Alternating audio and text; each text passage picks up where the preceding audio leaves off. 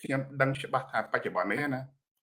មិនមែនរឿងថៃគេចង់បានដីខ្មែរទេរឿងថៃគេបង្ក្រាបពួកជនផ្ដាច់ការបង្ក្រាបពួកភេរវករដើម្បីជួយសង្គមខ្មែរបើយើងមើលឲ្យដល់ហើយណាក៏ប៉ុន្តែមានតែពួកមន្ត្រីមួយចំនួននិងពួកបញ្ញវន្តមួយចំនួនដែលភ្លើសំបីអ្នកនយោបាយខ្លះក៏ភ្លើដែរភ្លើត្រង់ថា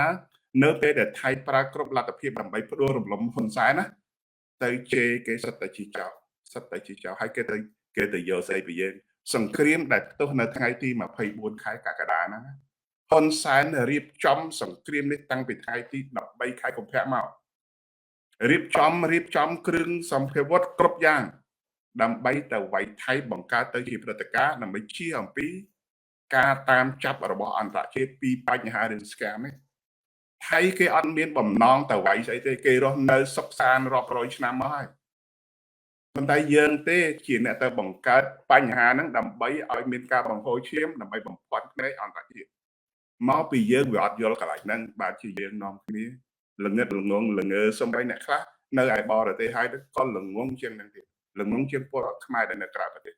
នៅក្នុងប្រទេសទៀតពលរដ្ឋខ្មែរនៅក្នុងប្រទេសគេដឹងច្បាស់ថាអ្វីដែលថៃធ្វើសំបីតែបាត់ព្រំដែនឬក៏ស្អីទាំងអស់ហ្នឹងណាគឺជាវិធានការដើម្បីកម្ចាត់និងផ្ដួលរំលំរបស់ហ៊ុនសែន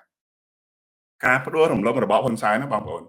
មិនមែនតែដួលរលំរបបផ្ដាច់ការហ្នឹងទេការផ្ដួលរំលំរបបហ៊ុនសែនហ្នឹងគឺជាវិធីមួយក្នុងការទប់ស្កាត់និងរារាំងដើម្បីទប់ឬក៏យើងហៅថាផ្អាកអំពើឈ្លានពានឬក៏ដំណើរឆ្ពោះទៅទិសខាងលិចដែលប្រទេសថៃគេដឹងច្បាស់ណាស់ថាយួនរំលងខ្មែរមកគឺគេស៊ីថៃហើយចឹងនិយាយចឹងណាដូច្នេះការផ្ដួលរំលំរបបហ៊ុនសែនណាគឺជាព្រួយមួយបាញ់បានសត្វពីរទី1ផ្ដួលរំលំរបបប្រជាការម៉ាហ្វៀហើយនឹងការប្រព្រឹត្តបទល្មើសអក្រិតកម្មនេះទី2គឺជាការលើកស្ទួយនៅរនាំងដ៏រឹងមាំមួយគឺអ្នកប្រជាធិបតេយ្យឬក៏ប្រជាពលរដ្ឋខ្មែរនឹងនឹងរារាំងកុំឲ្យយួននឹងមានអធិបុលមកបន្តពង្រីកអាណានិគមមកលើប្រទេសខ្មែរនិងអាចទៅដល់ប្រទេសថៃដោយអ្វីដែលគេកំពុងឈ្លានពានសម្ងាត់នៅទឹកដីលាវអញ្ចឹងដែរ